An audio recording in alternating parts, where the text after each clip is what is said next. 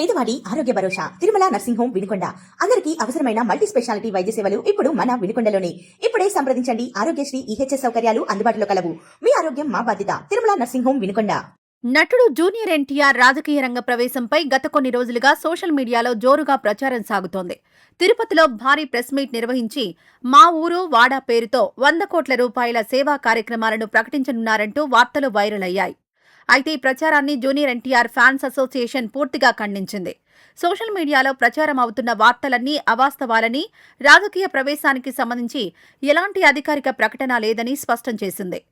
అంతేకాకుండా ఎన్టీఆర్ పేరుతో ప్రచారం చేస్తున్న సంస్థపై కూడా ఫ్యాన్స్ అసోసియేషన్ తీవ్ర అభ్యంతరం వ్యక్తం చేసింది. ఈ పేరుతో తప్పుడు ప్రచారం చేసి అభిమానులను, ప్రజలను తప్పుదోవ పట్టించే ప్రయత్నం జరుగుతోందని ఆరోపించింది.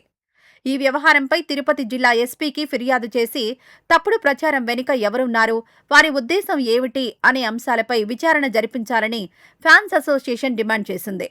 ఇకపై జూనియర్ ఎన్టీఆర్ పేరును ఉపయోగించి తప్పుడు వార్తలు, నకిలీ ప్రకటనలు ప్రచారం చేస్తే చట్టపరమైన చర్యలు తప్పవని ఫ్యాన్స్ అసోసియేషన్ హెచ్చరించింది.